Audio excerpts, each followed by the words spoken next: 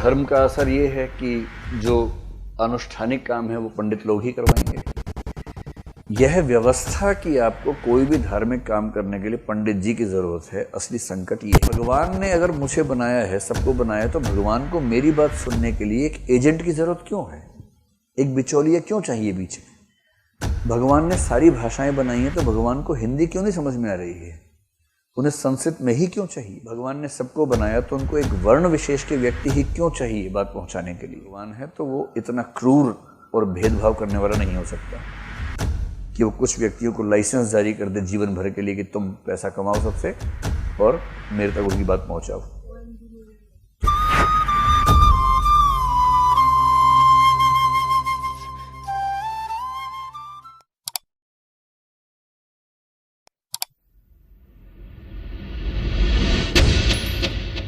सारी दुनिया में कमोबेश पाए जाने वाले भेदभाव का सबसे घृणित रूप अगर कहीं है तो वो इस पावन भारत भूमि पर ही है, जातिवाद। ये अलग बात है कि हमने इसको बड़ी सहूलियत से नज़रअंदाज करना सीख लिया है। ये इतना सामान्य है हमारे लिए कि आहत होना तो दूर, नोटिस तक नहीं किया जाता। जातिगत भेदभाव का कड़वा घूंट जो दिन रात पी रहे हैं वो जानते हैं कि जाति व्यवस्था कितना बुरा जहर है। जो जाति व्यवस्था को अभिमान के तौर पर लेते हैं वो क्या बताएंगे कि क्या है जाति व्यवस्था। जो व्यक्ति के जन्म से मृत्यु तक लगा हुआ वो दाग है जो मरने के बाद भी नहीं छूटता है। आज़ादी के 75 साल बाद भी यही स्थिति है, न लोग बदले न समाज। जिन्हें लगता है कि अब ऐसा नहीं है, वे अपने आसपास अपनी उच्च जाति का चश्मा उतार कर नज़र घुमाएंगे तो ऐसे कई उदाहरण देखने को मिल जाएंगे जो जातिगत भेदभाव की कहानी बयान करते हैं। हमारे गांव की स्थिति तो इस मामले में और ज़्यादा खराब है, जहां पर जातिगत भेदभाव के अनेकों उदाहरण ऐसे ही मिल जाएंगे। कहीं दलित दूल्हा यदि घोड़ी पर चढ़ जाता है तो उन्हें परेशानी होती है, कहीं दलित व्यक्ति मूंछ रख लेता है तो उन्हें परेशानी होती है। हमारे देश में जातिगत भेदभाव उस चरम पर है जहां यदि कोई दलित व्यक्ति अपने नाम के आगे सिंह लगा लेता है तो उनके पेट में दर्द होने लगता है।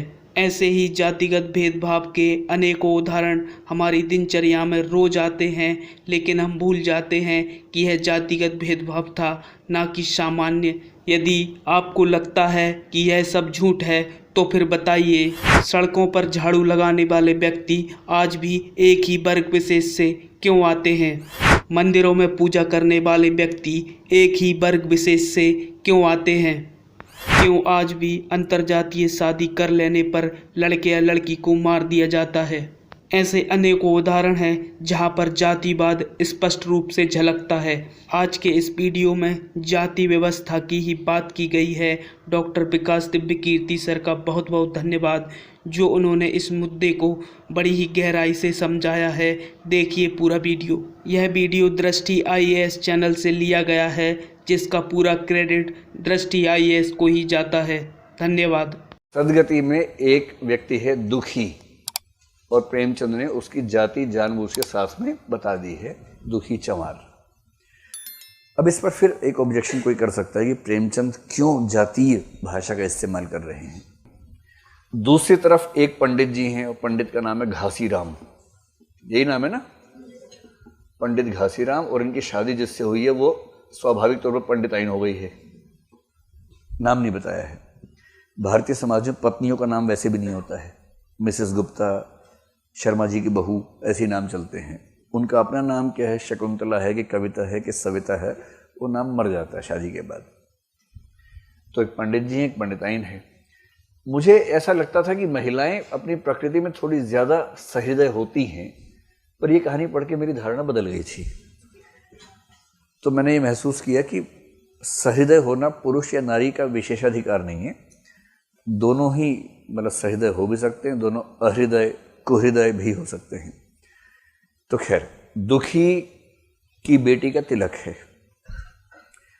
और क्योंकि धर्म का असर ये है कि जो अनुष्ठानिक काम है वो पंडित लोग ही करवाएंगे। असली दिक्कत इसमें है, असली दिक्कत कहीं और नहीं है। यह व्यवस्था कि आपको कोई भी धार्मिक काम करने के लिए पंडित जी की जरूरत है, असली संकट ये है। और ये इतना इलॉजिकल है। भगवान ने अगर मुझे बनाया है, सबको बनाया है, तो भगवान को मेरी बात सुनने के लिए एक एजेंट की जरूरत क्यों है? एक बिचौलिया क्यों चाहिए बीच में? सीधे मेरी बात क्यों नहीं पहुंचती है? भगवान ने सारी भाषाएं बनाई हैं, तो भगवान को हिंदी क्यों नहीं समझ में आ रही है? उन्हें संस्कृत में ही क्यों चाहिए? भगवान ने सबको बनाया तो उनको एक वर्ण विशेष के व्यक्ति ही क्यों चाहिए बात पहुंचाने के लिए? एकदम इलॉजिकल है, अतार्किक है। तो हम तो मानते हैं कि अगर भगवान है तो वो इतना क्रूर और भेदभाव करने वाला नहीं हो सकता कि वो कुछ व्यक्तियों को लाइसेंस जारी कर दे जीवन भर के लिए कि तुम पैसा कमाओ सबसे और मेरे तक उनकी बात पहुंचाओ। तुम पहुंचाओगे तो हम काम करेंगे, वरना काम नहीं करेंगे, फाइल दबा देंगे उनकी, चिंता मत करना। ऐसा कैसे हो सकता है? भगवान है, कोई ब्यूरोक्रेसी थोड़ा ना है, भगवान का सिस्टम है। लेकिन गांव का आदमी, अनपढ़ आदमी कैसे समझे? ये गोदान की भी समस्या है। होरी और गोबर, गोबर कौन है? होरी का बिटवा, हाँ वही है। उन दोनों के बीच में झगड़ा इसी बात पे है। होरी का माइंडसेट ऐसा ही है कि धर्म, पंडित जी बड़े पवित्र होते हैं ये लोग। आप किसी और जाति के आदमी का पैसा मार लो कोई बात नहीं, अगर ब्राह्मण का पैसा अगर उसकी एक पाई भी दब गई तो हड्डी तोड़ कर निकलेगी। ये गोदान का वाक्य है। तो ठीक यही वाक्य प्रेमचंद की कहानियों में कम से कम 2 जगह आता है। ठीक यही वाक्य आता है, उनके वाक्य भी वही आते हैं। तो दुखी चमार को तिलक के लिए सगुन निकलवाना है, उसके लिए आया है। पंडित घासीराम ने कहा हाँ हाँ निकालेंगे निकालेंगे, चलो एक काम करो, थोड़ा काम कर दो, ये काम कर दो, वो काम कर दो। बाद में एक लकड़ी थी बहुत मोटी, इसको काट दो। और वो इतनी मोटी लकड़ी है, इतना कठिन है, काटते काटते बेचारा थक गया है, मतलब पसीना निकल गया, हाँफ गया, ऊर्जा उसमें ज़्यादा है भी नहीं, कुपोषण से ग्रस्त है, खाने पीने को मिलता नहीं है, उसकी जान निकल रही है, एकदम लग रहा कि मर जाऊंगा, खाना कोई पूछ नहीं रहा उसको। अंत में उसको लग रहा चलो चिलम पी के शायद थोड़ा ठीक हो जाऊं, तो चिलम के लिए आग मांगी।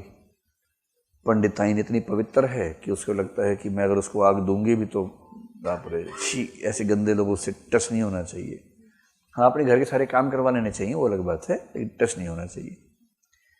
इतनी दुष्टता है ना, इतनी दुष्टता है।